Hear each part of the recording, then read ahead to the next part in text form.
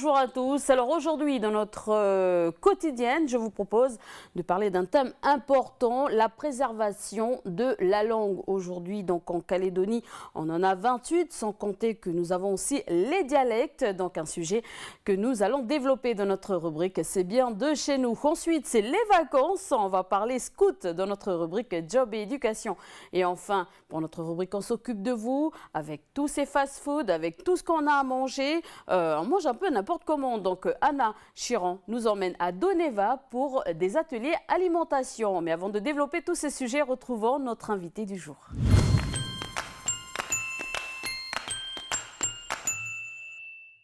Alors, je reçois aujourd'hui Charles Ouachitine, donc porte-parole du Palika, qui va donc faire le bilan du congrès du Palika qui a eu lieu justement ces dernières semaines, et également la venue du président de la République. Donc, c'est l'occasion aussi de faire le bilan du comité des signataires. Alors, merci d'avoir accepté cette invitation. C'est moi qui vous remercie. Alors, on va parler un peu du congrès. Donc, ce congrès s'est achevé avec l'adoption de 5 motions, mais c'est aussi l'occasion de faire le bilan du comité des signataires. Qu'est-ce qu'on peut retenir ? Oui, c'est aussi l'occasion de faire le bilan de manière générale de la mise en œuvre de l'accord de Nouméa. Je rappelle que ce congrès se tient au moment où s'ouvre la dernière mandature de l'accord. Donc, il a été question de la consultation de sortie, qui d'ailleurs a été discuté au moment du dernier comité des signataires. Ce qu'il en ressort, c'est que nous, étant présents à ce comité des signataires, nous avons décidé d'investir les différents groupes de travail qui ont été proposés à ce comité des signataires. Groupes de travail qui sont placés sous l'égide du haut-commissaire, donc des groupes qui auront traité la question de la consultation de sortie. Les 3 thématiques, on les connaît, la question donc, du statut international, des compétences régaliennes, mais aussi de la transformation de la citoyenneté en nationalité. Vous avez également des groupes de travail dédiés à l'organisation, notamment de l'élaboration de la liste électorale de sortie, et aussi des groupes dédiés au transfert des compétences logées à l'article 27. Nous avons estimé que c'est de la responsabilité de ceux qui ont signé cet accord de le mener à terme. Alors, on va revenir sur ces sujets, corps électoral gelé et d'autres sujets. Donc, le Palika fait partie du FLNKS. Tous les groupes n'étaient pas présents justement durant ce comité des signataires. Quelle est votre position par rapport à ça? Nous avons déploré que, notamment un de nos partenaires, l'Union calédonienne, a été présent à ce comité des signataires. Nous considérons que le comité des signataires est un espace dédié à l'évaluation précisément de cet accord que tout le monde a porté au moment de la signature en 1998. Nous regrettons également la position notamment des représentants de l'ex-RUMP qui disent émettre un avis réservé donc, par rapport aux résolutions qui a été prise à ce comité. Ça veut dire que l'un des signataires ne prend pas ses responsabilités? C'est précisément ça. Nous considérons que l'accord, parce que c'est un accord négocié, il y a des engagements qui ont été pris par les uns et les autres, avec des options politiques totalement différentes, mais il faut qu'on assume ce qu'on a signé ensemble jusqu'au bout. Donc la position aujourd'hui que défend le Palika consiste à dire qu'il n'est pas question, comme certains aujourd'hui le proposent, de partir sur un 3e accord. Nous disons l'accord jusqu'au bout. Donc la dernière phase donc, qui s'ouvre, cette dernière mandature, donc il faudra qu'on travaille pour nous acquitter totalement du cahier de charge de l'accord de Nouméa. C'est la question des transferts donc à venir, des compétences à venir, mais c'est aussi la prise en charge des compétences déjà transférées. Nous considérons qu'aujourd'hui, la Nouvelle-Calédonie a la possibilité d'agir avec notamment les différentes institutions nées de l'accord. Nous avons un gouvernement, nous avons un congrès, une assemblée délibérante, nous avons des provinces qui ont des prérogatives particulières. La question des communes également sera posée, puisque relève des compétences de l'article 27.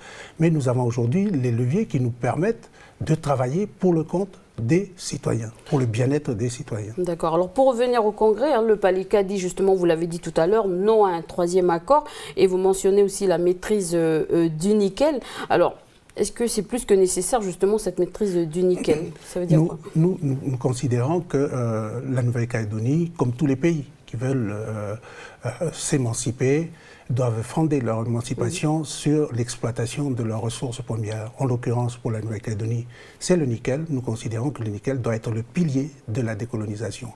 Donc il faut qu'on travaille, nous plaidons la mise en place d'une doctrine nickel qui consiste à édicter des règles, des principes qui nous permettent à la fois de maîtriser la ressource, de la valoriser sur place, parce qu'il faut que cette richesse profite d'abord au pays. Nous connaissons l'expérience d'un certain nombre de pays qui, notamment au moment des phénomènes de décolonisation, comme en Afrique, etc., donc, qui continuent à brader leur patrimoine. Au vu de ces expériences, nous disons qu'on doit faire les choses autrement. Le nickel peut être aussi le levier de la diversification de notre économie. On sait que l'agriculture aujourd'hui nous rapporte peu, le tourisme également, la pêche. Donc si on agit à l'endroit de cette ressource principale qu'est le nickel, nous pouvons envisager de façon pérenne la diversification des autres secteurs. Puisqu'on parle de nickel, il y a eu l'inauguration justement de l'usine du Nord. Alors qu'est-ce que pense le Palika? Et aussi un autre sujet, le projet Maï. Qu'est-ce que pense également le Palika? Oui, alors s'agissant du projet, là, nous disons que c'est un projet qui ne rentre pas précisément dans ce qu'on considère être la doctrine nickel. Pour nous, le nickel doit profiter d'abord aux Calédoniens. Et la meilleure manière, la garantie pour que cette ressource profite à l'ensemble des populations, c'est que ce soit les collectivités publiques qui détiennent la maîtrise. Donc pour nous, nous disons attention, parce que c'est ce qui se passe là, notamment dans le sud, on veut vendre des titres miniers aux étrangers. La concurrence peut être un bien aussi pour le pays. Oui, mais là, donc en l'espèce, il s'agit bien ici d'initiatives privées. Nous, pour le Palika, nous parlons de nationalisation des moyens de production. On souhaiterait, par exemple, là aussi dans le même chapitre, que la SLN revienne à la Nouvelle-Calédonie. Donc que les pouvoirs publics et la majorité de capital, donc c'est le schéma aujourd'hui qui est proposé. D'ailleurs, certains partis désapprouvent et dénoncent le fait que... Oui, non, mais nous on continue à croire que l'indépendance ou l'émancipation du pays doit pouvoir se faire à partir du moment où ce sont les pouvoirs publics qui maîtrisent la décision. Parce qu'on sait bien, l'initiative privée, on n'est pas contre, mais on sait que souvent, on ne regarde que les intérêts particuliers et moins l'intérêt général. Et le but est de protéger des géants, on va dire mondial,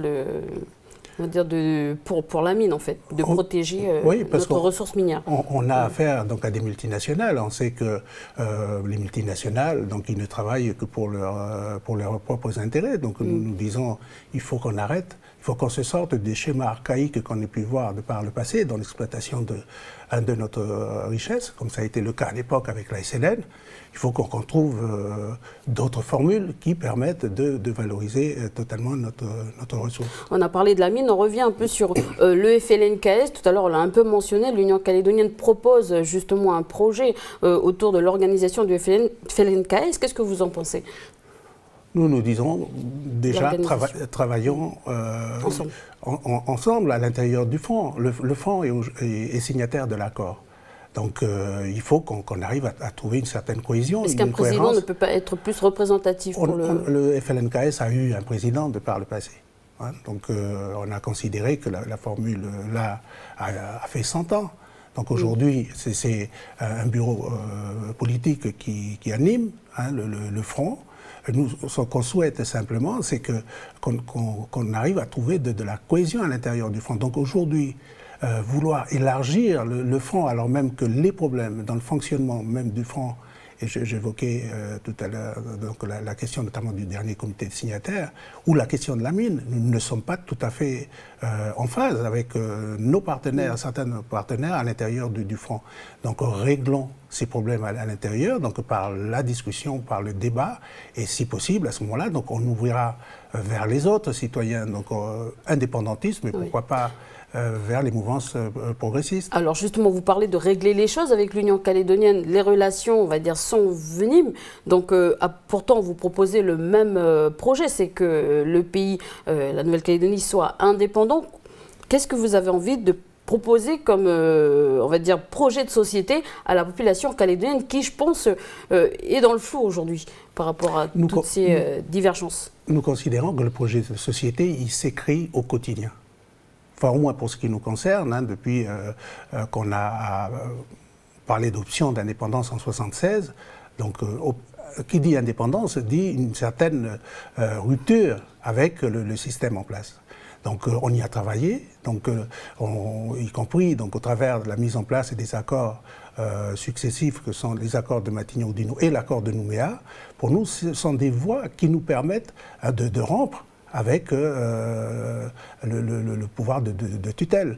Donc, et le projet social, c'est ce qui s'écrit au quotidien. La question donc, de l'usine aujourd'hui est une manière de dire comment on perçoit la maîtrise de cette ressource, comment on utilise nos potentiels pour le bien-être de nos populations. Donc il faut travailler. On a parlé des secteurs productifs, mais il y a les secteurs, on va dire, non productifs.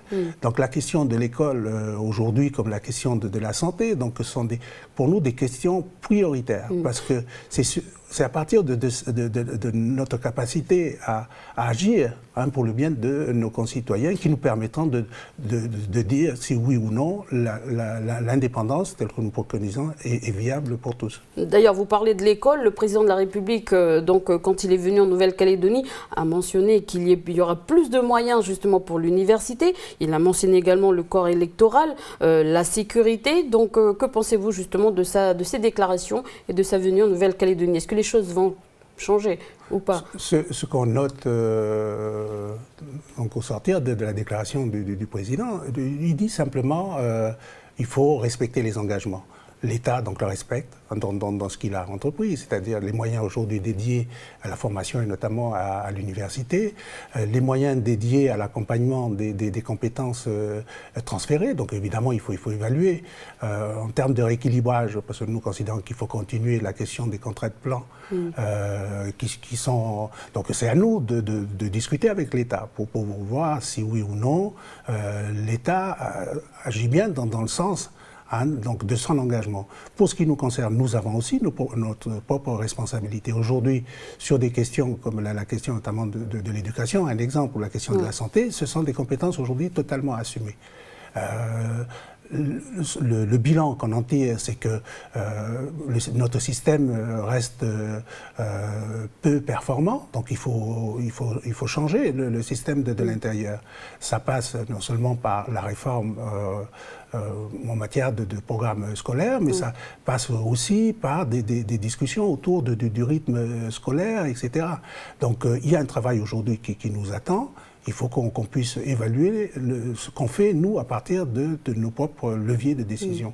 Alors, on a beaucoup de sujets à aborder, mais donc on arrive à la fin de cet entretien. Quel est le message que vous avez envie de passer aux Calédoniens et quelles sont les priorités donc, à venir pour le Palika?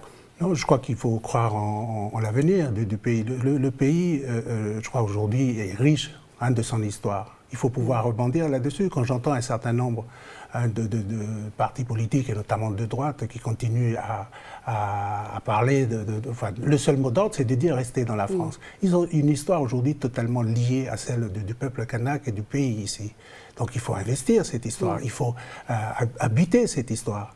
Donc je crois pouvoir dire aujourd'hui que les Calédoniens, donc d'une certaine manière, donc ont mûri et ont la possibilité d'agir pour une société donc plus juste, parce qu'il s'agit bien aussi là pour nous la meilleure manière de rompre avec le système qu'on ait connu jusqu'ici, c'est de travailler pour plus de justice et d'équité sociale. Et pour terminer, les priorités, les transferts de compétences. Oui, évidemment. Donc là, c'est la dernière mandature. L'article 27, nous, on y travaille. Nous avons dit, d'ailleurs, à notre congrès, nous avons décidé de nommer un référent, la personne de Jean-Pierre Diaoué, donc qui organisera tout le travail autour des groupes.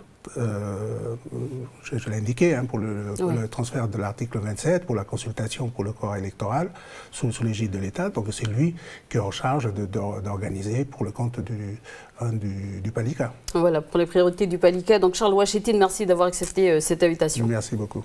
Allez, on passe tout de suite à l'agenda du pays.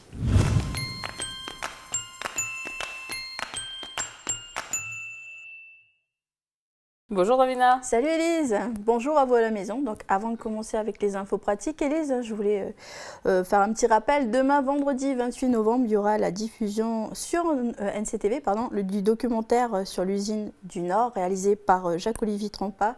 Donc ça s'appelle Une usine et des hommes, Cognambo-Nickel. Donc à suivre, comme je vous le disais, sur notre chaîne demain soir, un petit voyage au cœur de l'usine et un coup de projecteur sur ceux qui y travaillent. Voilà, donc n'hésitez pas à le regarder, c'est à 20 h sur NCTV. Et bien voilà, donc on poursuit avec un peu de sport. Pour la suite, on parle beach rugby. C'est ça, on part de la 5e édition de Beach Rugby 2014, organisée par le Stade Calédonien. Donc cette compétition aura lieu le samedi 6 décembre sur la 2e plage de Magenta à partir de 10 h. Donc c'est organisé, je vous le dis, au profit du Téléthon. Donc si vous voulez participer et puis faire du sport en même temps, eh bien notez ce numéro de téléphone, le 79 60 95, parce qu'il faudra bien sûr vous inscrire.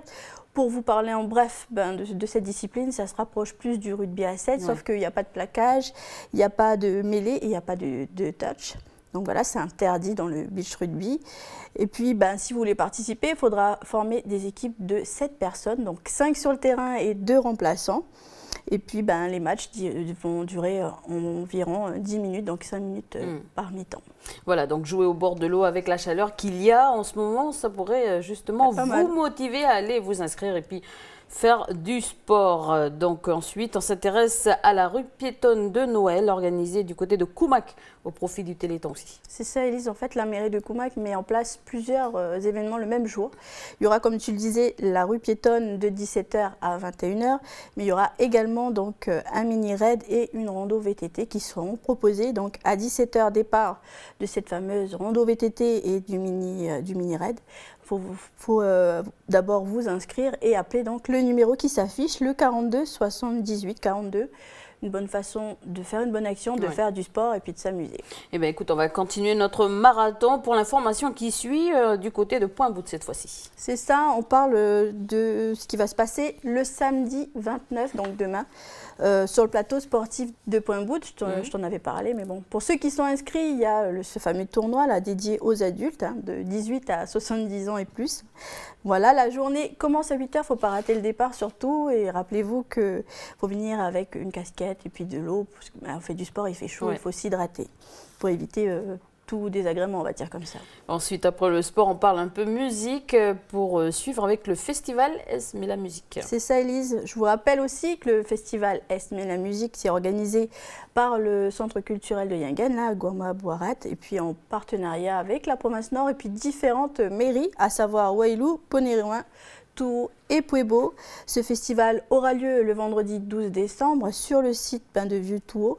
Donc sur scène se succéderont différents groupes, à savoir Lévi de Puebo, Paladje de Touot, Kayagang de Ponériouin ou encore Kassiliro de Wawilo. Il y aura aussi des groupes internationaux, Anslom de Papouasie-Nouvelle-Guinée, Laïssa Voulakoro, elle est choc, elle, de Fidji, Nayo du Vanuatu ou encore Small Jam des îles Salomon. Voilà, donc n'hésitez pas à aller faire un tour. Après la musique, on parle des manifestations prévues du côté de la médiathèque de la Rivière-Salée, donc à Nouméa. C'est ça, donc à l'occasion de Noël, la médiathèque organise différentes animations pour différents publics. Donc ça commence demain, samedi 29 novembre à partir de 10 h. Il y aura un spectacle de marionnettes, le cadeau de Léo destiné aux plus petits, donc de 0 à 4 ans. Ce spectacle dure 25 minutes. Par contre, c'est gratuit, mais il faut s'inscrire au préalable. Donc notez le numéro de téléphone, le 24 67 41. Ensuite, le mercredi 3 décembre, il y aura le mercredi conte de Noël à partir de 14 h. Là, ça s'adresse aux enfants de 3 ans et plus. Cette animation-là dure 45 minutes. Et bien là, c'est gratuit toujours et sans inscription, donc pas de souci. Et puis pour terminer, dernière animation, le concert de Noël. tout public le samedi 6 décembre à partir de 10h. Venez découvrir, donc là, il y aura une chorale, Almighty God, qui sera là pour 1 heure d'animation. Pourquoi pas, se fait une sortie et puis se mettre dans l'ambiance de Noël.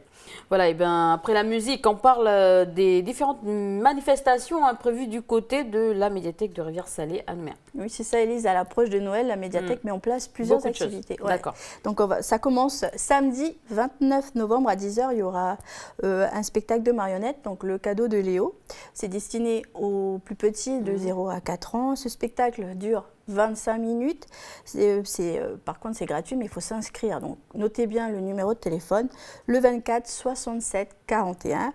Ensuite, le mercredi 3 décembre, il y aura les mercredis contes de Noël à partir de 14h, dédiés aux enfants de 3 ans et plus. Cette animation-là dure 45 minutes et puis elle est gratuite, là, il n'y a pas besoin de s'inscrire, donc pas de souci. Ensuite, pour terminer, le concert de Noël, là, ça aura lieu le samedi 6 décembre à partir de 10h. Venez découvrir la chorale Almighty God, qui sera là, donc pour vous partager son répertoire. Donc voilà, une petite idée peut-être de sortie pour vous si vous êtes du côté de Rivière-Salée. Merci Davina pour tous ces rendez-vous. On te retrouve tout à l'heure pour la rubrique Fin-Ban. Oui, c'est ça, Elisa, tout à l'heure. Et vous aussi, n'hésitez pas donc à envoyer vos rendez-vous sur notre mail, laquotidienne@nctv.nc. Et on retrouve notre ami Duke pour notre rubrique C'est bien de chez nous.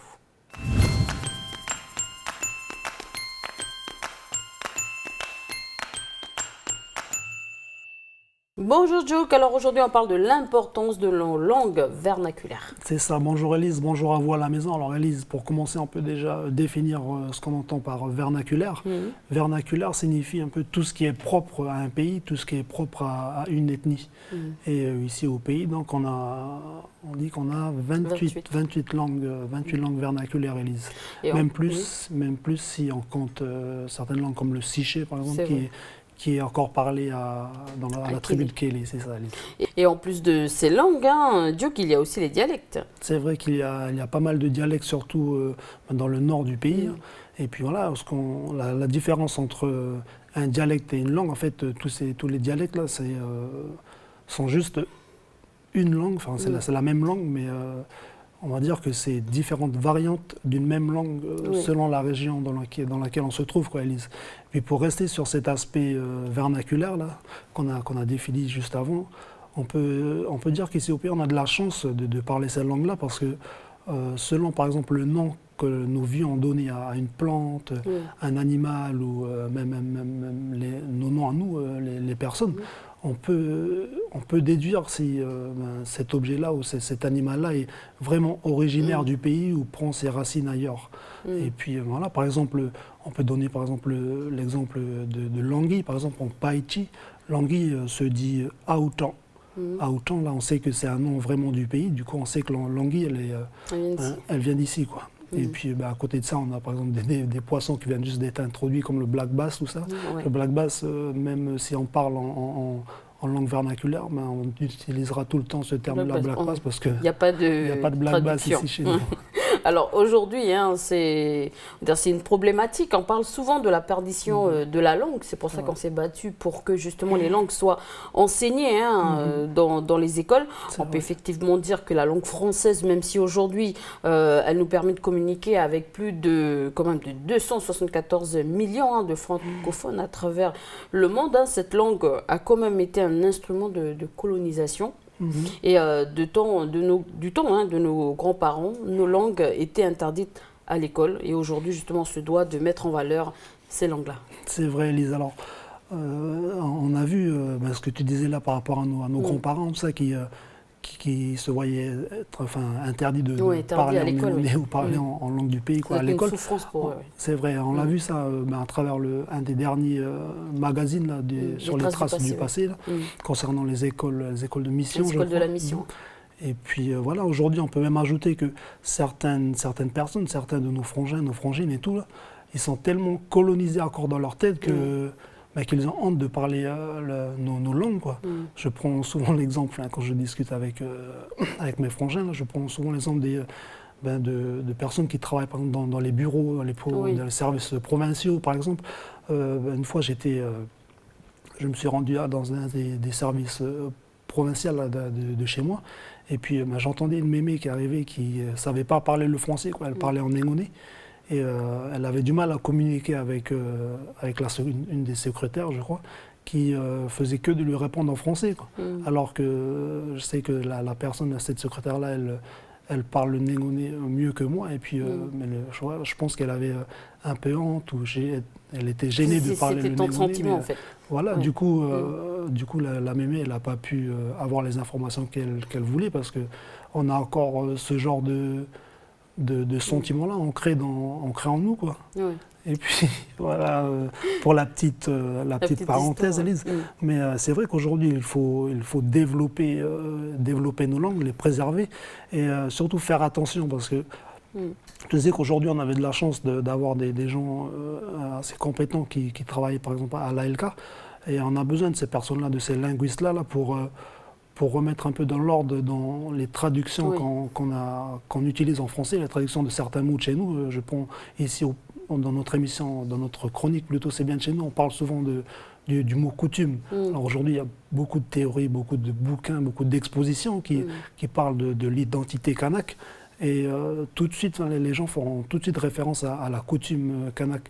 Et on disait qu'il fallait on dit qu'il faut faire très attention à cette traduction-là parce que coutume ne va pas forcément faire émerger ou faire ressentir un petit peu ce que nos vieux voulaient transmettre ou traduire à travers des termes spécifiques comme Penenod ou Renenod en Djéhou. Et par exemple, le Renenod en Djéhou, si on peut donner une petite traduction, c'est la parole d'un pays ou la façon de vivre, la façon de parler d'un pays, parce que nos vieux, depuis, nous ont transmis la même parole, quoi. Voilà un peu. Et puis du coup, pour protéger et développer nos langues, on a plusieurs instruments pour nous aider à mettre en valeur nos langues. Je pense notamment à l'ALK, l'Académie des langues kanak, où on peut justement enseigner les langues. On peut faire une licence, par exemple, de langue et culture du Pacifique.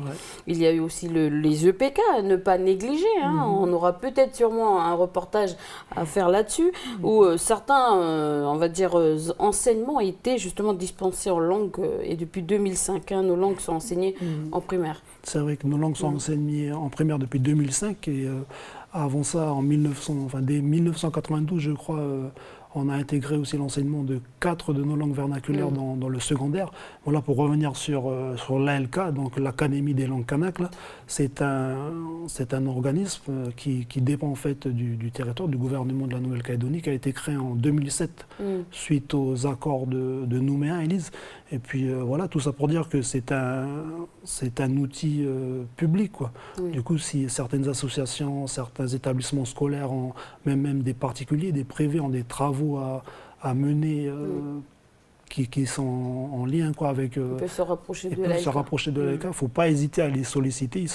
Ils sont là pour ça, quoi, Élise. Et puis, je voulais aussi rajouter qu'avant tous ces outils-là, il y a, le domaine artistique un peu du pays a joué un très grand rôle dans la préservation et puis le développement de nos langues.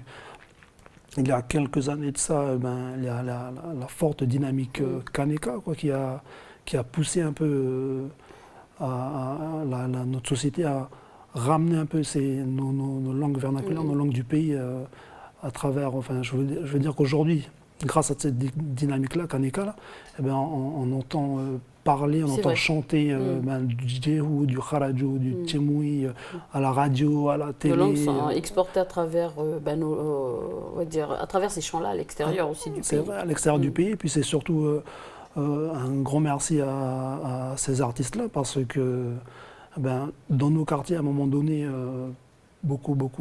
toute une génération avait perdu un peu la pratique de la langue, parce que les grands-parents sont descendus travailler sur Nouméa, et puis voilà, tout à l'heure on disait que nos grands-parents même ne pouvaient pas parler leur langue à l'école, ça, du coup il y a un peu cette notion de perdition là, dont tu parlais, et puis c'est important de souligner le fait que cette dynamique des artistes a contribué un peu à la préservation, au développement de cette langue-là.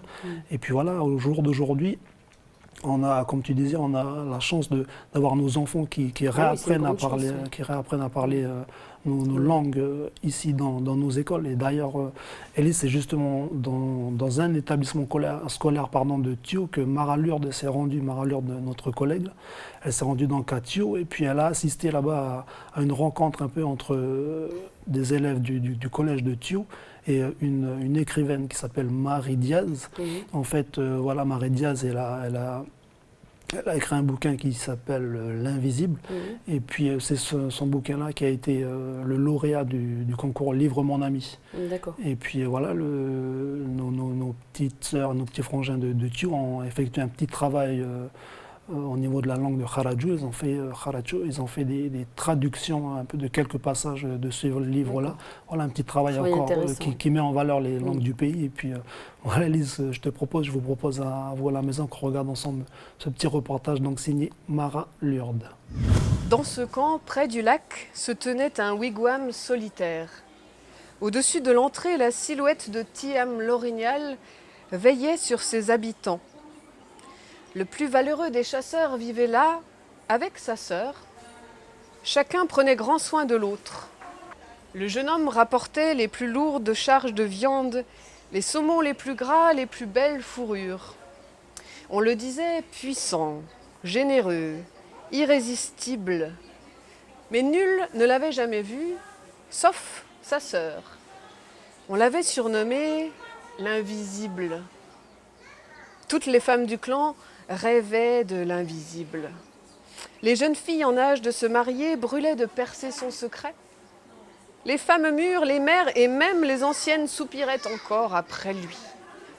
On disait qu'il épouserait la première femme capable de le voir tel qu'il était. Je suis l'auteur du conte L'Invisible. Je suis plutôt la conteuse puisque je n'ai pas inventé cette histoire qui existe depuis certainement des centaines d'années et qui appartient au peuple Micmac, originaire du nord de l'Amérique, sur la côte est du Canada. Alors l'histoire, c'est celle donc d'un guerrier, d'un chasseur qui est le plus puissant, le plus habile, le plus beau aussi. Et donc toutes les femmes rêvent de lui, mais lui est invisible et ne se montrera qu'à celle capable de le voir tel qu'il est. C'est sa sœur qui pose les questions, qui fait le test des jeunes filles en fait. Au fait, cette année, on avait pour but de voter le livre Mon Ami. En tout, il y avait 10 livres. Et les élèves, il fallait qu'ils choisissent un livre pour venir présenter à la médiathèque. Et au fait, on est arrivé ici, on était 6 classes ou 7 classes à voter le livre. Et tout le monde avait choisi L'Invisible de Marie Diaz. Et du coup, après, à partir de ce livre, je suis arrivée au collège et j'avais dit à Marina qu'avec Françoise là, de la médiathèque, on devait faire venir l'auteur. Et du coup, c'était bon avec le vice-rectorat, tout était bon. Et après, j'ai parlé à Marina, j'ai demandé à Marina si on ne pouvait pas, à partir de ce texte-là qu'on a préparé avec les enfants, de faire à la langue d'ici, de Thio. Et Marina était d'accord, et c'est comme ça, avec les enfants, on est venu présenter à Marie Diaz. Donc mon grand plaisir, c'est que les histoires que je raconte, que ce soit en texte ou en dessin, ou à l'oral, elles voyagent dans le monde, elles voyagent entre les cultures. Voilà, c'est la plus belle récompense en fait. Avant que vous posiez vos questions, le collège Francis Rouget a préparé quelque chose. Ah, super. Donc on va, voilà, on va les écouter. Vous êtes d'accord? Bien sûr.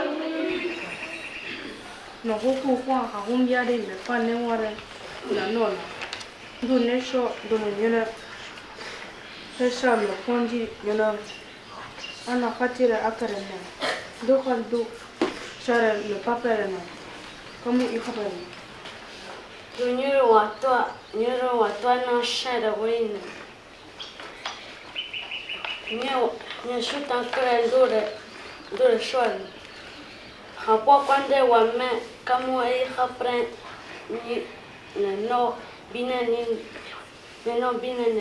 avons fait le conte en langue de Tsou.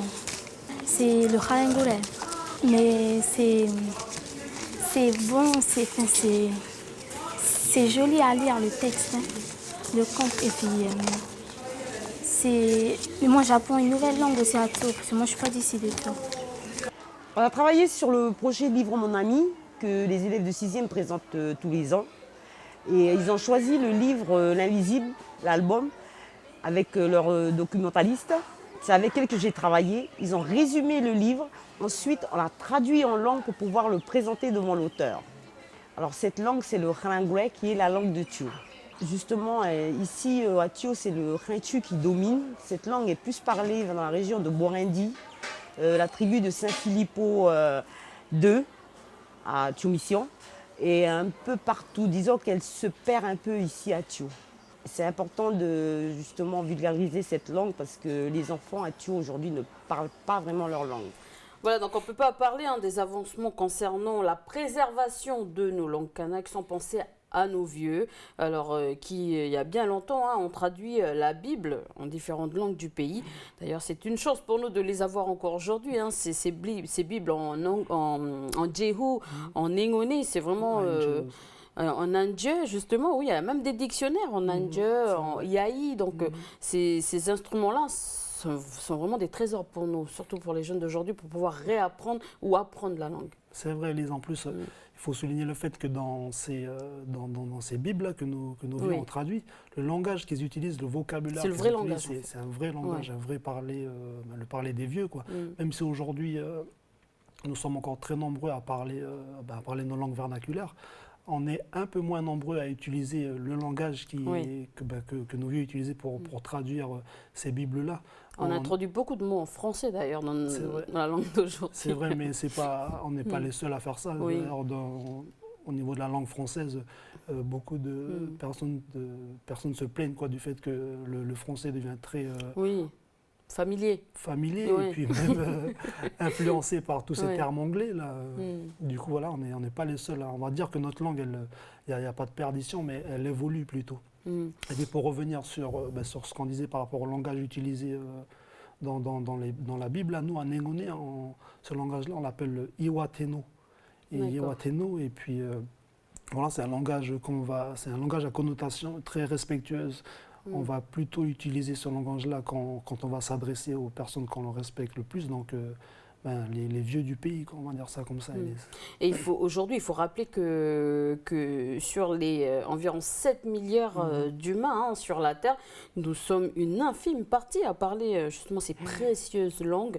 C'est-à-dire, ce que je voulais dire, c'est qu'on a vraiment une grande chance de pouvoir encore parler ces langues. C'est vrai, on a une grande chance. Et puis, d'ailleurs, cette chance-là, on la partage aujourd'hui avec le reste du monde parce que nos langues océaniennes, elles sont étudiées, elles sont enseignées dans plusieurs universités maintenant en métropole, même ici au pays. Et puis même à travers, par le biais de certains outils comme l'ALK, tout le monde peut apprendre au moins les bases de certaines de nos langues vernaculaires à travers leur site internet par exemple. Et puis voilà, tout ça pour dire qu'on a de la chance de parler encore nos langues-là. Il faut donc les préserver, partager et surtout enlever tous ces petits résidus de colonisés qu'on a dans la tête. Voilà. Merci Dieu de nous avoir parlé de la préservation de nos langues vernaculaires. Merci Elise et puis merci encore à vous à la maison de nous avoir suivis. Allez, on poursuit avec notre rubrique Job et Éducation.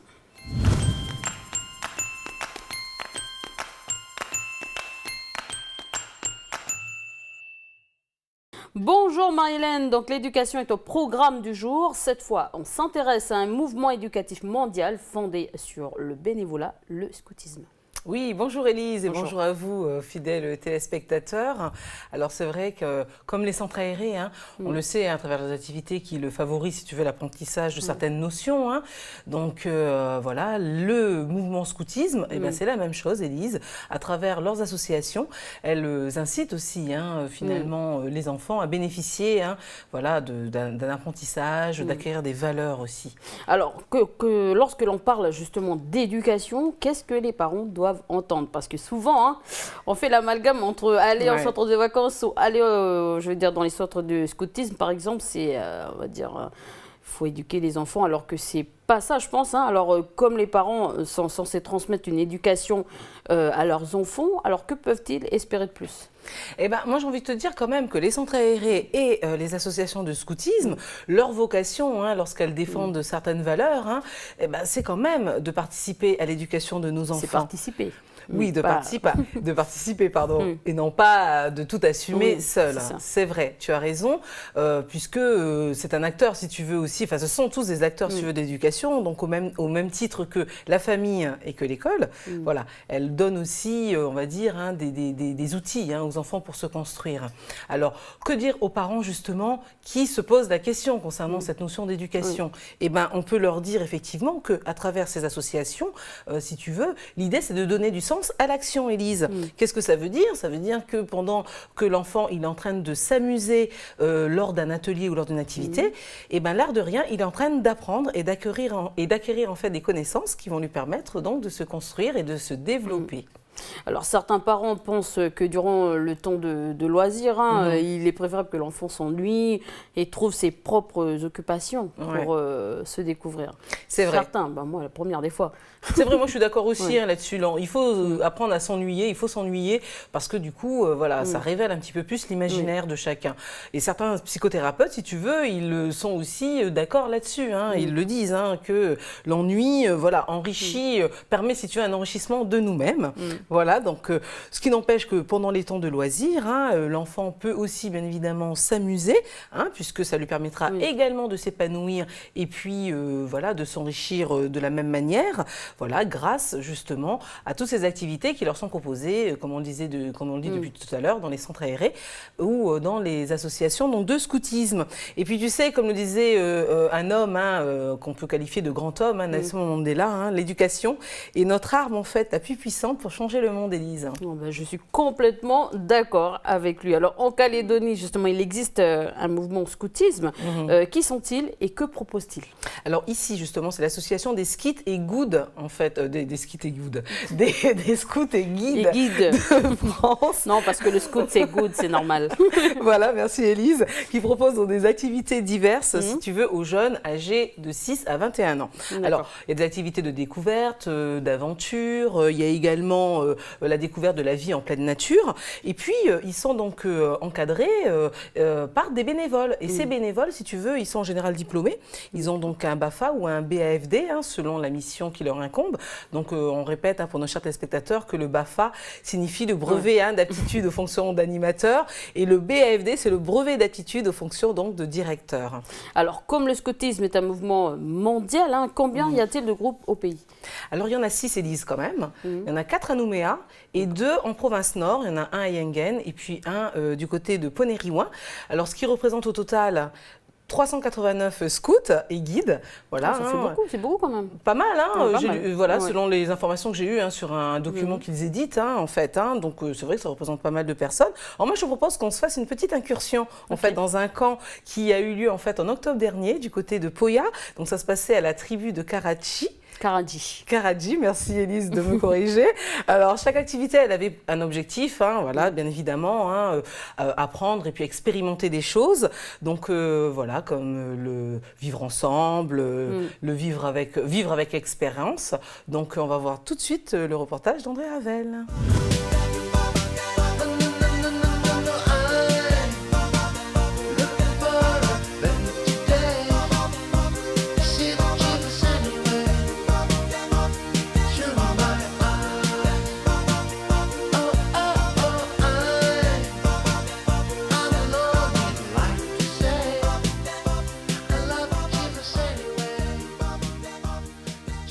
À l'origine, il y a 2 associations, donc les scouts et les guides.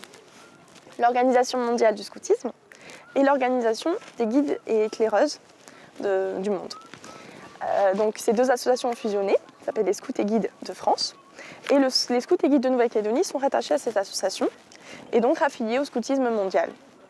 Il est né en 1933, créé par le père Mijola, aidé de Jean et Odile Amiot. Et donc, on crée les scouts en Nouvelle-Calédonie, à Nouméa, à Koné, partout sur la Grande Terre. en 2007 pour le centenaire. Juste un petit peu avant, ils ont fusionné et se sont rattachés à cette association des scouts et guides de France. Alors, les scouts et guides de Nouvelle-Calédonie s'intègrent dans un réseau de 36 millions de scouts dans le monde. Et donc, en Nouvelle-Calédonie, nous sommes à peu près 250 jeunes et à peu près 70 bénévoles. Les enfants, regardez-moi. Donc, vous avez trouvé, Bad, le messager, vous a donné votre pièce à outils. Moi, je vais vous donner des pouvoirs. D'accord? Donc, ces pouvoirs, il y a le pouvoir de la force surhumaine, parler aux créatures magiques, capacité de parler aux créatures magiques, lire dans les pensées, guérir les blessures, être léger comme une plume et être transparent. D'accord? Moi, transparent. Qui veut lire dans les pensées? Moi. Parler aux créatures, c'est ça? Ouais. Ensuite, il y a quoi? Il y a guérir les blessures. Aller ensemble. Guérir les blessures. Et le reste, il serait de quoi? Le scoutisme défend des valeurs telles que le respect, l'engagement, la joie de vivre, tout simplement, et puis le vivre en communauté, habiter autrement la planète. Ok, regardez-moi maintenant. Donc, je veux la force surhumaine ici, lire dans les pensées, guérir les blessures. Mettez-vous comme des lignes. Bon, c'est qui force surhumaine? Cette potion te donnera la force et le courage. Une goutte de cette potion sur n'importe quoi, quelques blessures, fait disparaître. En fait, vous devez trouver grand-mère le plus rapidement possible. Vous serez chronométré. Donc vous allez passer dans différents ateliers et là vous allez devoir monter une stratégie pour passer le plus rapidement possible. À chaque fois que vous aurez une pénalité, ça sera 1 minute supplémentaire au temps final. Bah là, ce qui se passe, c'est que les jeunes sont en train de faire un jeu de piste qui va suivre une piste scout avec différentes petites épreuves pour retrouver leur personnage magique qui a été kidnappé, qui est disparu. Donc là, ils suivent la route. Ils ont des petits pouvoirs qui vont les aider tout au long de ce parcours avec des petits outils pour les aider à battre toutes ces petites épreuves et ces personnages pas très sympas qui ont kidnappé leur grand-mère. Le scoutisme s'adresse à tous, sans distinction de culture, d'origine sociale, de croyance. Le scoutisme est d'obédience catholique, le scoutisme français bien sûr, parce qu'il y a des scouts dans le monde. Par contre, en scout français, on peut être protestant, musulman, juif, mais on respecte tout simplement les autres. Voilà, on a plusieurs dieux, mais on n'a qu'un seul soleil. Alors écoutez-moi, je pense, j'ai entendu dire que éventuellement, peut-être que, mais surtout c'est pas moi qui vous l'ai dit. Bah oui, Okay. c'est moi. Que peut-être que, éventuellement, que peut-être que, il y a une grand-mère qui est retenue malgré elle, peut-être éventuellement contre son gré, dans un château en forme de rond avec une porte avec du jaune et du bleu dessus. Mais attention, elle est gardée par un vieux fou. Mais je suis pas sûre que c'est votre grand-mère, moi, du coup. C'est une pédagogie par l'action, c'est-à-dire on apprend en faisant des choses. En faisant un jeu, on va apprendre qu'il faut garder sa place pour pouvoir gagner. En faisant la vaisselle, on va apprendre que si c'est pas propre, eh ben on mange dans une assiette sale. Bref, on va se responsabiliser par l'action. Le rassemblement des scouts et guides de Nouvelle-Calédonie se déroule à Poya, sur le terrain de Karaji, et il dure 4 jours. Donc en octobre, il fait bien chaud, les moustiques sont là, et donc les jeunes sont prêts donc, pour des activités totalement diverses, culturelles, religieuses, totalement dynamiques, pleines de jeux, d'imaginaire. Et donc le but de ce rassemblement, c'est tout simplement d'échanger, parce qu'on est tous différents, et le but du scoutisme, c'est, comme je l'ai dit tout à l'heure, c'est bien de vivre en communauté. L'épreuve là, c'est le maître du jeu qui leur annonce qu'ils doivent passer une flaque de sable mouvant. Et ils ont plusieurs possibilités. Utiliser leur pont rétractable qui est dans leur malle à outils ou leur pouvoir de voler au-dessus. Et ben, donc là, ils ont choisi le pont rétractable. qui est là. Et donc ils passent au-dessus et ils iront rejoindre le cyclope qui est un peu plus loin, qui est la dernière épreuve. Les camps de scouts se font dans la nature.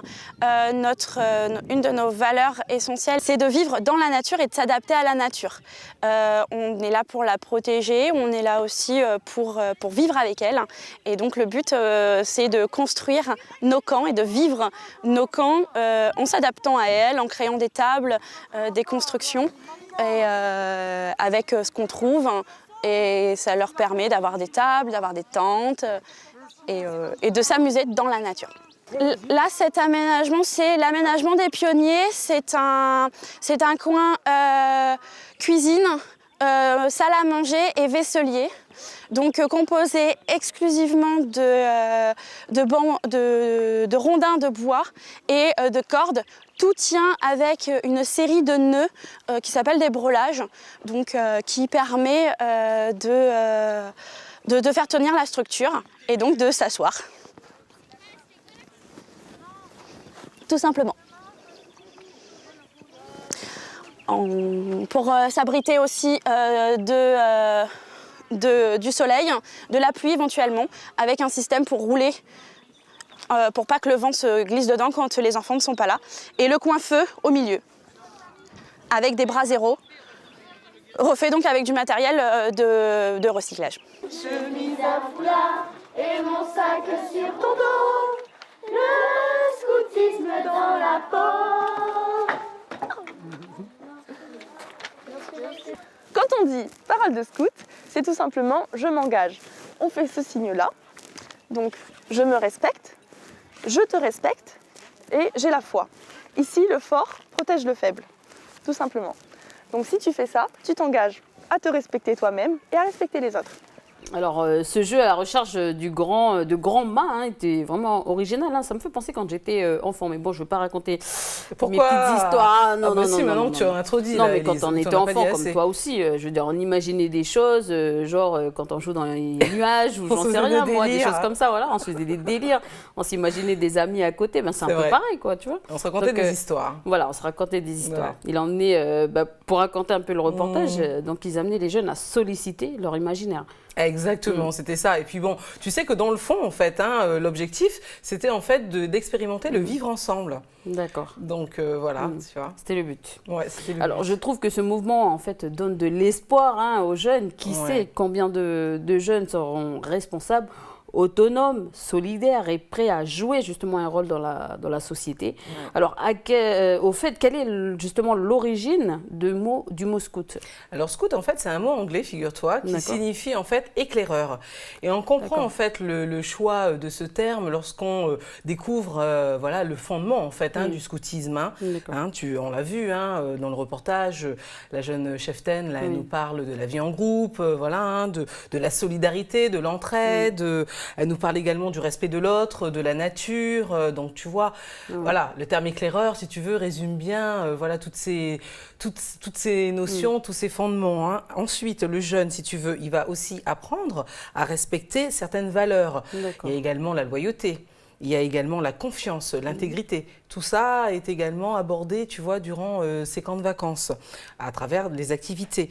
Alors, en résumé, si tu veux, l'idéal du scoutisme, c'est de construire finalement, tu l'as dit, si bien, un adulte responsable, un citoyen de demain, qui aura donc le sens du service, Élise. C'est pas beau tout ça? C'est vraiment génial. En tout cas, ils ont des bons objectifs et puis j'espère que ça va marcher en tout cas. Alors, à quelle date remonte justement la création du mouvement des scouts et guides? Parce que j'ai l'impression qu'ils ont toujours existé. Mais oui, tu as raison. Moi, j'ai toujours connu aussi les scouts. Et ben, écoute, il n'y a rien d'étonnant parce que figure-toi que le scoutisme, il a été créé en fait en 1907, donc au début du XXe siècle, par un certain monsieur Robert Baden-Powell. Voilà, donc c'est lui qui avait organisé en fait le premier camp scout. Ça se passait donc du côté de l'Angleterre, figure-toi, Élise. À l'époque, ils étaient que 24. Voilà, ça se passait sur une petite île au sud de l'Angleterre. Alors, ce monsieur Baden, il avait des grands objectifs. En tout cas, il était illuminer cet homme-là parce que voilà, ça fait plus de 100 ans maintenant et tu vois, le scoutisme existe encore. Et pour lui, si tu veux, à travers ce mouvement-là, il s'agissait d'essayer en fait de quitter ce monde en l'ayant rendu meilleur, qu'on l'avait trouvé.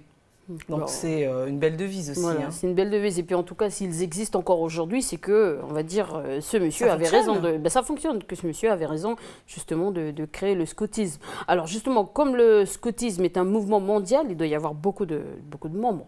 Oui, oui, c'est vrai, parce que le scoutisme, figure-toi, qui n'a cessé de grandir depuis sa création, hein, il est reconnu actuellement dans des centaines de pays et puis présent sur tous les continents. D'accord. Tu vois.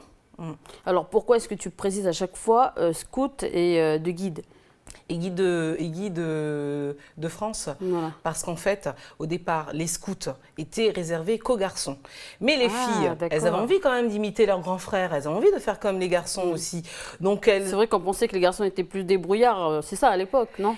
Bah, je ne peux pas trop répondre à ça, mais peut-être parce qu'au départ, le fait d'être, je sais pas, en extérieur, en forêt, de participer à des veillées, à construire des camps, bon, peut-être que c'était plus approprié aux garçons. Et qu'ils avaient moins peur. Je connais des garçons qui ont peur du noir aussi. Hein. C'est vrai, ça existe ça. Donc tout ça pour te dire que les filles, elles ont eu envie aussi de vivre l'aventure. Du coup, qu'est-ce qu'il s'est dit, Monsieur Baden-Powell? Bah ok, alors pourquoi pas les filles? Donc il a chargé en fait sa propre sœur, tu vois, de s'occuper du mouvement féminin. Et donc parallèlement, si tu veux, il y a un mouvement féminin qui s'est créé. Il y a plein d'associations qui se sont montées et aujourd'hui elles sont toutes regroupées, si tu veux, au sein d'une seule et même structure, j'ai envie de dire, qui s'appelle l'Association mondiale des guides et éclaireuses. Voilà, donc ça c'est depuis 1918 que toutes ces associations-là, voilà, ne font plus qu'un au sein de cette association. Alors, on vient d'entendre qu'il existe 38 millions de guides. Et j'ai repris ton terme de scouts et guides dans le monde. Alors, combien de guides et éclaireuses? Alors, aujourd'hui, sont concernés quand même 10 millions de jeunes filles et de jeunes femmes à travers le monde. Donc, c'est quand même pas mal. C'est pas mal. Ah oui, il faut savoir que cette association, elle s'engage en plus dans des combats qui sont très importants, Élise, pour le droit à l'éducation donc des jeunes femmes et des jeunes filles. D'ailleurs, il y a une enquête qui est menée actuellement dans des centaines de pays sur la santé en fait des adolescents en matière d'alimentation, pour savoir aussi voilà ce qui se passe pour elles au niveau donc des maladies sexuellement transmissibles, notamment donc le sida, connaître leur sexualité, connaître aussi voilà leur consommation d'alcool et de tabac. Ensuite, il y a aussi des missions qui sont menées, si tu veux, avec l'ONU pour combattre en fait l'exploitation des femmes et des enfants. Voilà.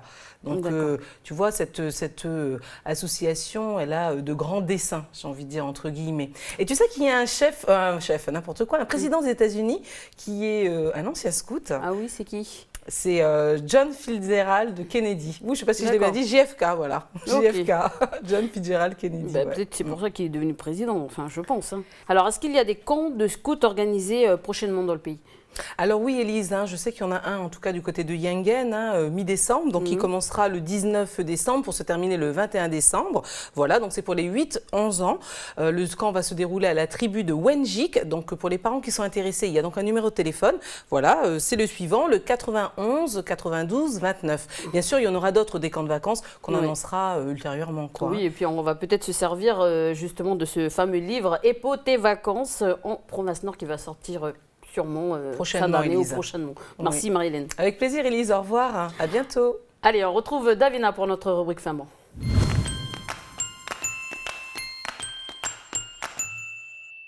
Alors, de quoi on parle aujourd'hui dans notre rubrique Femme? Aujourd'hui, Élise, on s'intéresse à quelque chose qu'on mange tous les jours, sans te mentir, on parle du riz.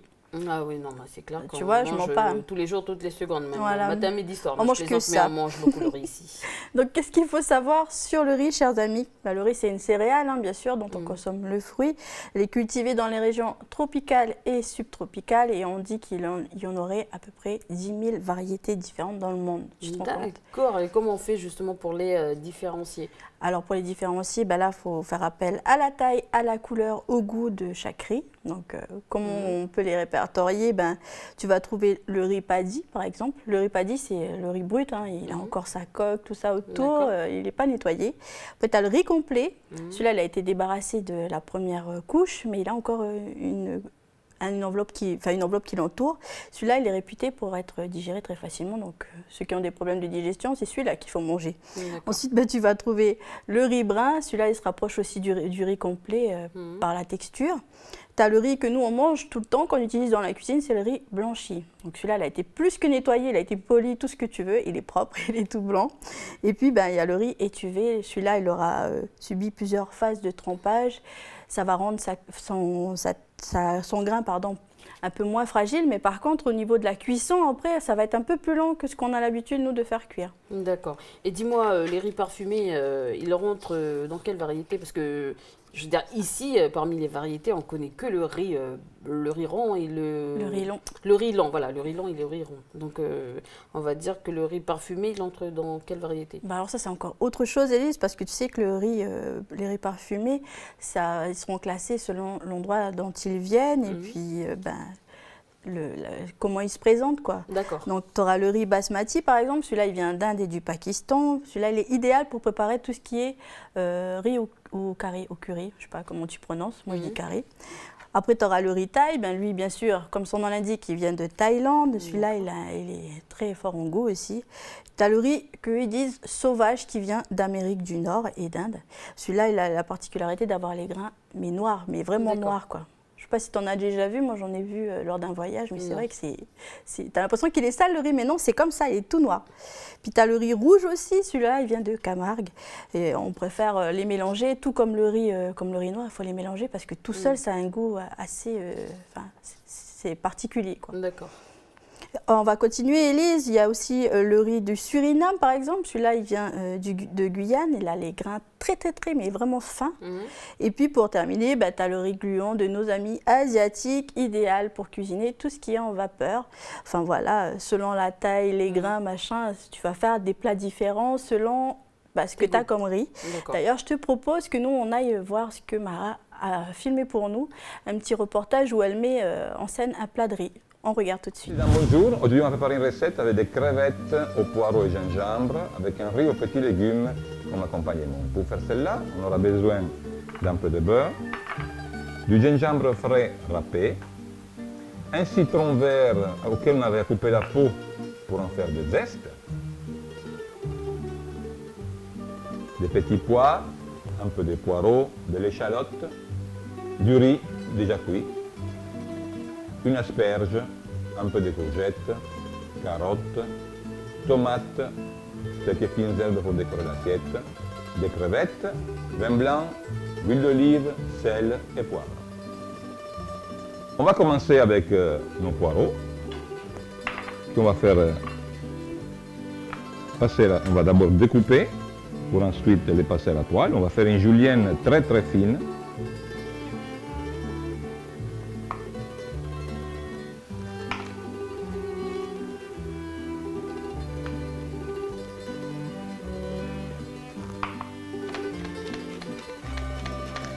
On prend une poêle, on va faire réchauffer. On y mettra une petite noix de beurre. Entre-temps, on va découper déjà les légumes qui serviront pour le riz. On en fait des petites tranches. Il faut qu'on en fasse des cubes assez fins.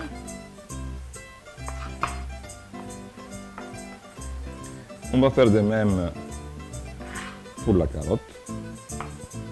La carotte est ronde, donc on va couper d'abord une tranche. On le plie sur sa tranche pour en faire des tranches fines. Ça sera plus facile et plus stable sur la planche à découper.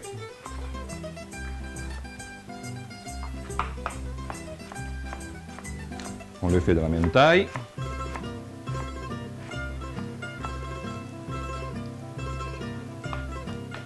Entre-temps, on vérifie notre beurre qui a fondu. On baisse la température, on va le faire donc revenir.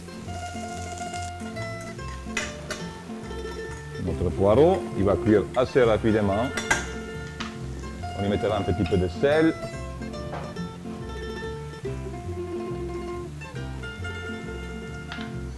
Et un petit peu de poivre.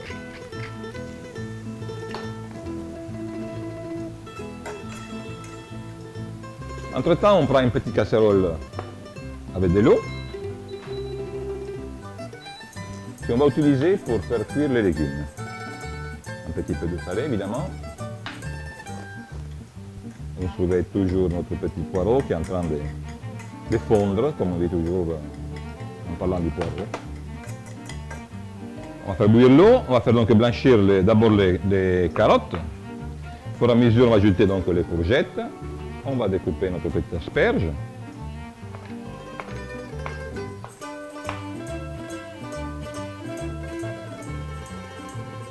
Et notre tomate.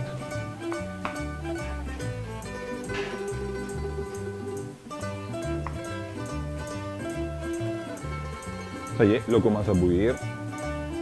On y met nos carottes. Non.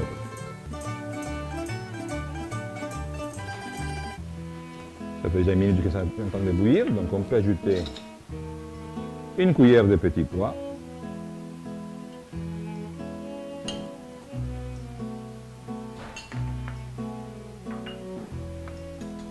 Entre-temps, on va couper notre échalote qui va être utilisée pour faire le riz.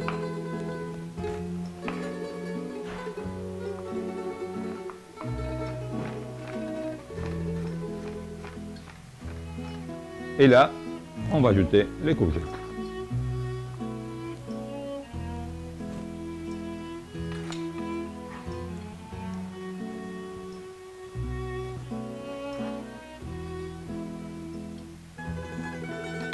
On va se cuire une petite minute et on va préparer notre petit citron.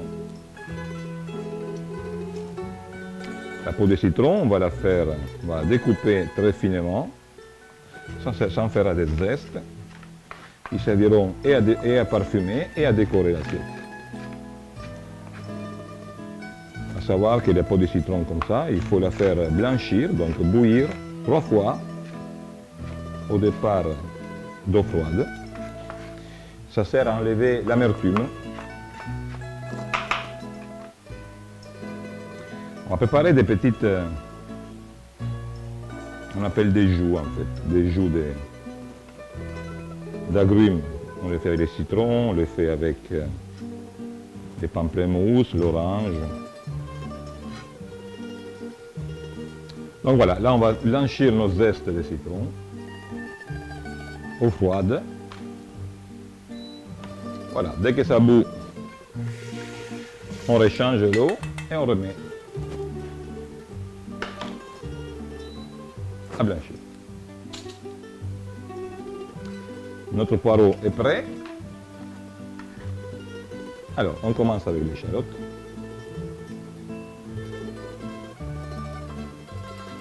Échalote, vous pouvez utiliser un petit bout d'oignon. L'échalote est moins fort en goût, donc c'est pour ça qu'en cuisine, on l'utilise beaucoup.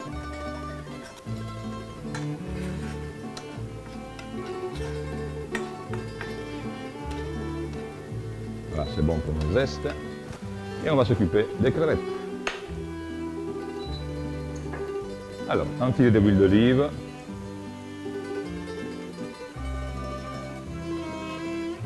Pas trop. Notre échalote est en train de prendre un petit peu de couleur. On va y ajouter nos légumes.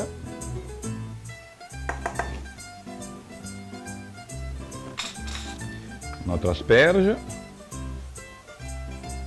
et la tomate.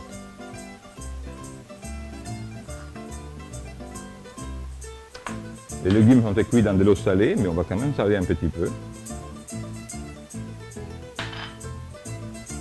Un petit peu de poivre pour ceux qui aiment.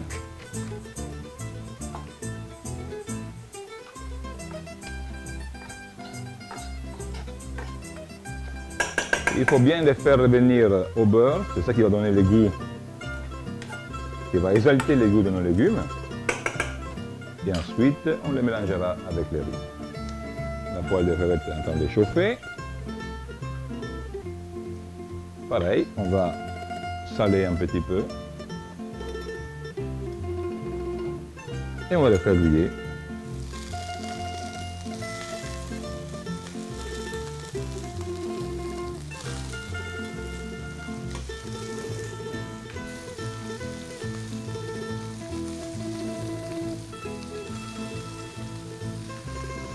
Les crevettes cuisent très rapidement, même si c'est des grosses crevettes, comme vous voyez. On va bien les colorer.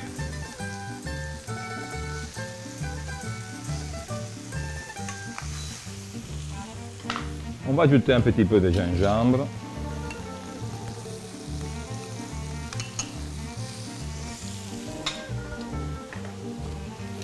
On va baisser notre feu. On va utiliser les citrons qu'on a découpés pour y mettre un petit peu de jus.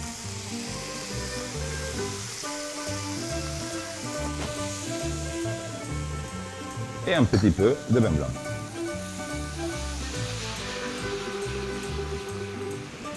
On va donc terminer la cuisson pour les crevettes. On laisse réduire le jus dedans.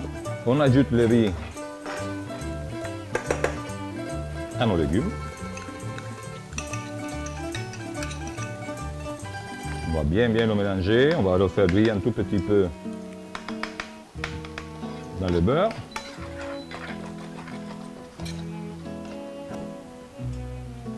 On met quelques zestes dans nos crevettes.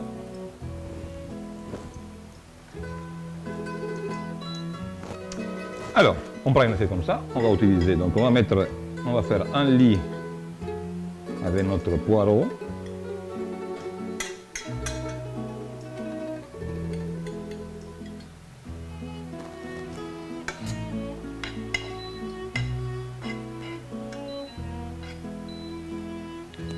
Comme d'habitude, dans les cuisines professionnelles, on utilise des moules en inox, mais vous pouvez utiliser un petit verre ou un rond fait avec des papiers aluminium.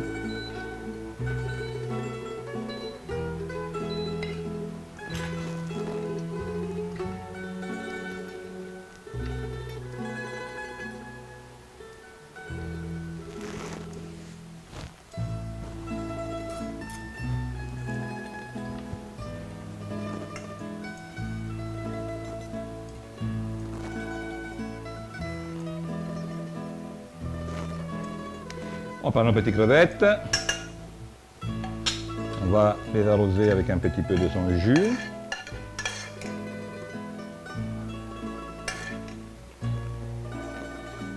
Vous verrez que ça va être très parfumé.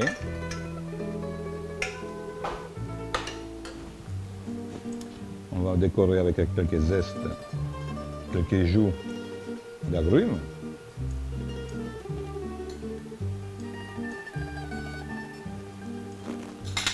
Quelques feuilles d'herbe fraîche.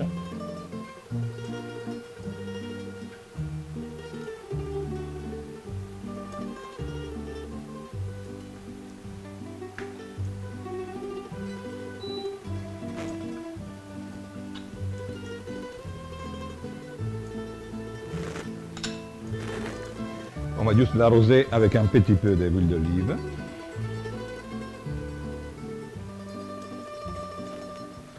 Et voilà donc nos crevettes avec son vieux légume.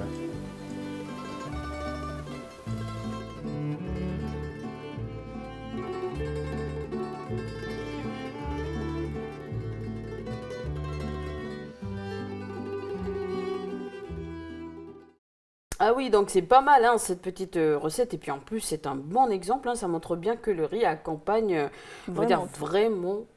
C'est ça, Élise. Mais nous ici, on aime bien justement, tu vois, le riz au coco, on aime bien manger le matin, accompagné avec du thé, avec la fameuse sardine. Donc voilà quoi, le riz, on l'accompagne avec tout ici. Avec tout, ben voilà, comme nous on a nos plats, on va dire le riz au coco, Oui. ça c'est typique de chez nous, on va dire. Ben, dans d'autres pays aussi, tu as des plats typiques de chez eux, avec du riz, mais avec des aliments qu'eux ils ont l'habitude de manger. Et puis ici, on le surnomme le bougna chinois. Pour revenir à ce que je te disais, partout dans le monde on consomme du riz et partout dans le monde on va en faire des plats traditionnels connus d'ailleurs. Je vais t'en citer quelques-uns. La paella de nos amis espagnols, tu sais, c'est le fameux, le fameux riz safrané où tu vas mettre des moules, où tu vas mettre du poisson et du chorizo. Maintenant il y a d'autres variantes hein, qui sont à l'ordre du jour. Moi j'ai vu qu'il y avait du poulet maintenant et tu peux même mettre des crustacés dans la paella. Donc voilà, c'est revisité, c'est pas mal aussi, pourquoi pas.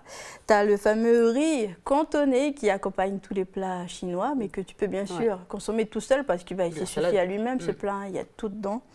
Et puis, ben, il y a aussi mon petit coup de cœur, le riz à l'indienne. Alors là, dedans, tu as tout, mais vraiment tout. Tu as le riz basmati, tu vas retrouver tout ce qui est curcuma, gingembre, tout ce qui donne du goût, là, tout ce qui fait que c'est de la cuisine indienne, en fait. Et puis, voilà, c'était pour parler un peu des différents plats qu'on trouvait ailleurs. D'accord. Il y a aussi les sushis faits avec le riz vinaigré. Tout à fait. On a aussi pu parler la semaine dernière, justement, par exemple, du dessert, le riz au lait. Hein. Le riz au lait, mais il n'y a pas que ça. Ici, on mange aussi les fameuses galettes de riz de nos amis javaniers, là, tu sais, qui peuvent être de différentes couleurs. Puis, quoi encore, je ne sais pas, le riz pilaf. Pourquoi pas, ça aussi. Mais là, c'est vrai que pour les galettes de riz comme le riz pilaf, c'est encore autre chose. C'est des façons différentes de cuisiner. Parce que là, ils ne le font pas direct dans la marmite comme nous. Ils vont le faire frire d'abord. Et puis, enfin voilà. Après, tout est une question de goût, j'ai envie de dire. Alors, Davina, un petit conseil pour terminer, là, concernant le riz? Oui, chers amis, faites comme nous. Essayez de manger autre chose que le riz qu'on a l'habitude de manger. Ça donne un autre sens au riz. Et puis, ça donne envie d'en manger encore, hein, on va dire, pour ne pas se lasser. Et puis, autre chose aussi, on a tous l'habitude, moi la première, de manger du riz avec des pâtes ou du riz avec du pain. Il ne faut pas faire ça, c'est pas bon pour la santé. C'est soit du riz, soit du pain, soit des pâtes. Voilà. Voilà, merci pour le petit conseil. On va essayer de suivre tes conseils concernant le riz. Merci. Merci, à demain Élise. Au revoir tout le monde. Allez, on retrouve notre amie Anna pour notre rubrique « On s'occupe de vous ».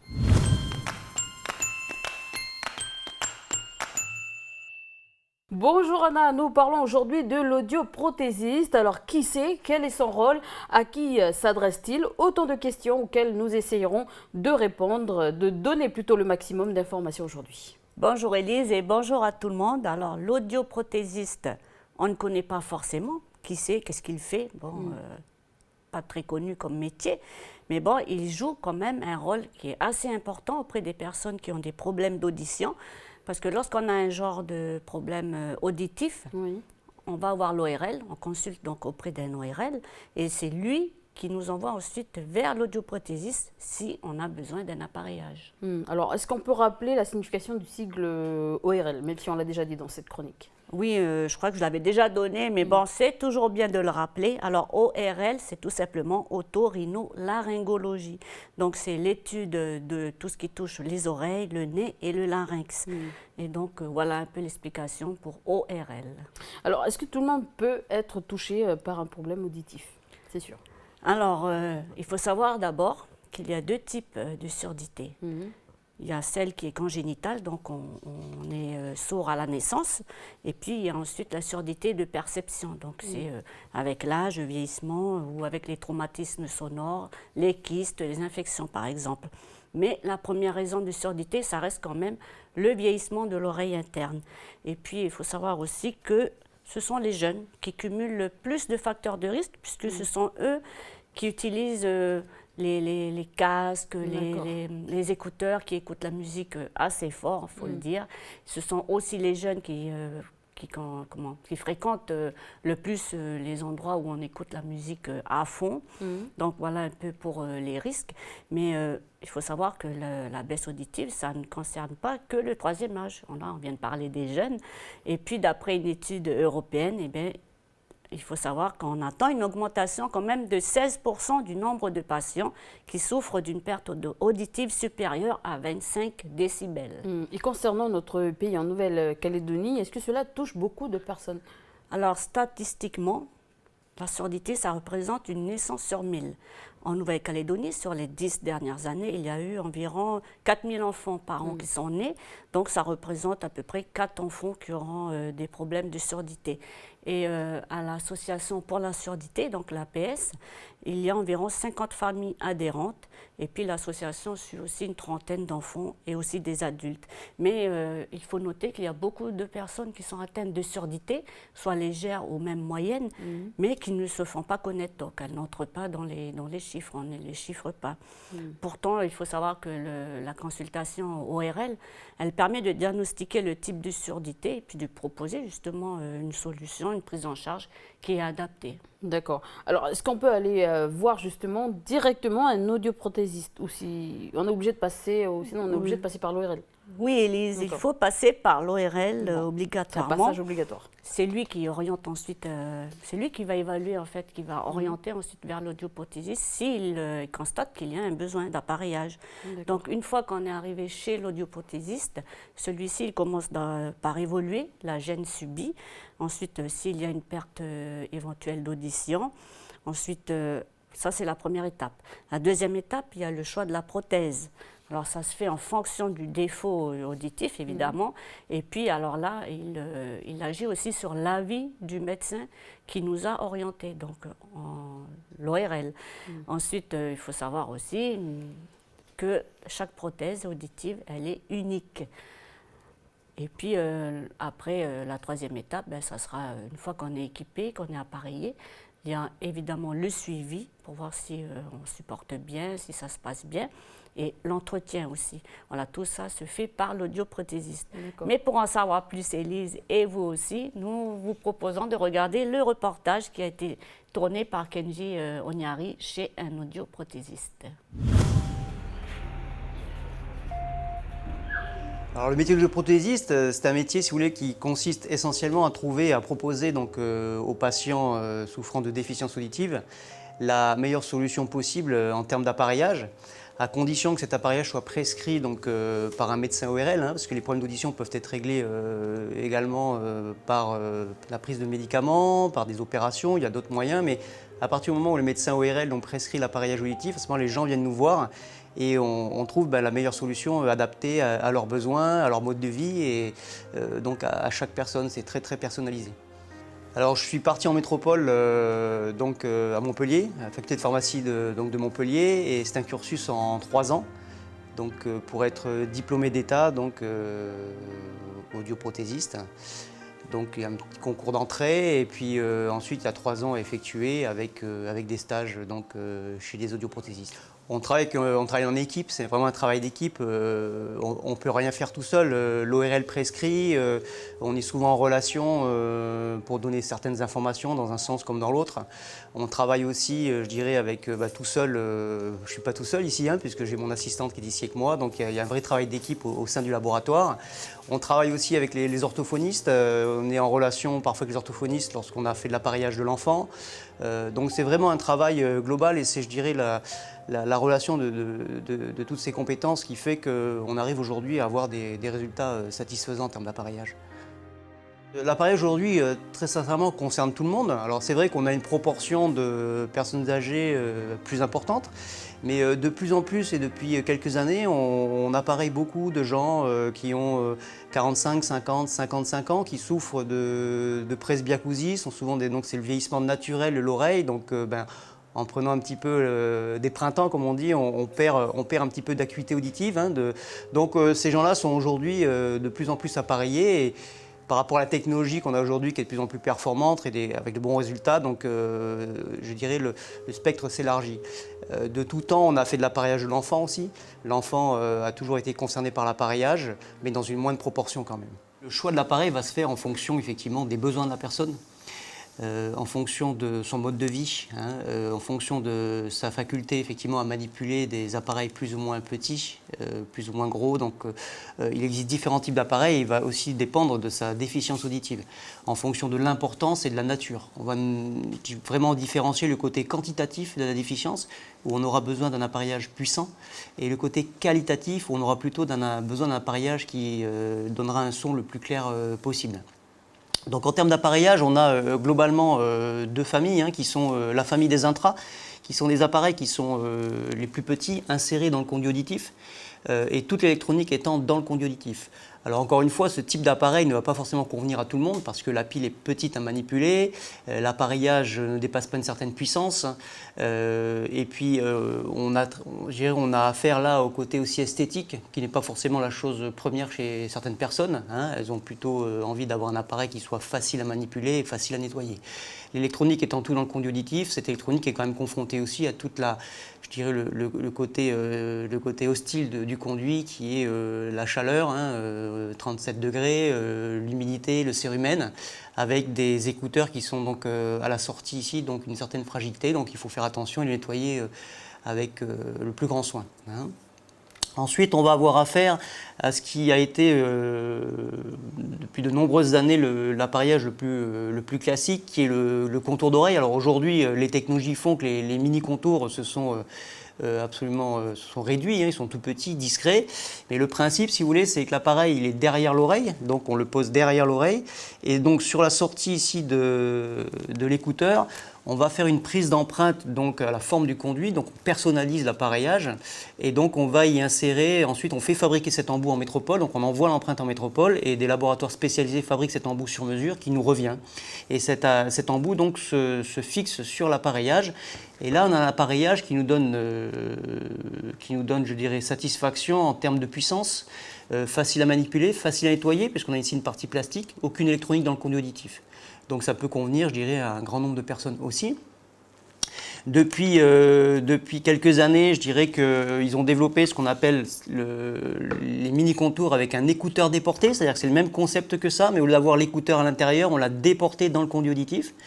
Donc ça, ce sont des appareils qui nous permettent de pouvoir appareiller sur des déficiences comme des presbyacousies, on a une conservation des graves.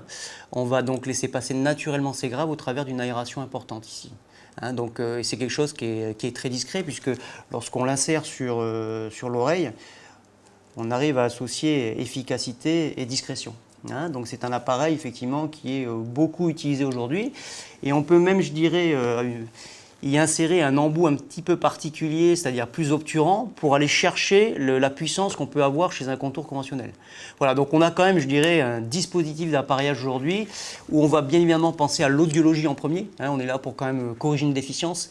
Et puis on va ensuite y associer l'esthétique. On ne va surtout pas faire l'inverse. Mais ça fait partie d'une grande discussion avec les patients pour leur expliquer qu'il faut d'abord effectivement corriger l'audition correctement. Le but, c'est quand même de mieux entendre et d'avoir du confort. Mais on essaiera toujours d'associer l'esthétique derrière pour que la personne puisse porter son appareil, je dirais, avec facilité et plaisir.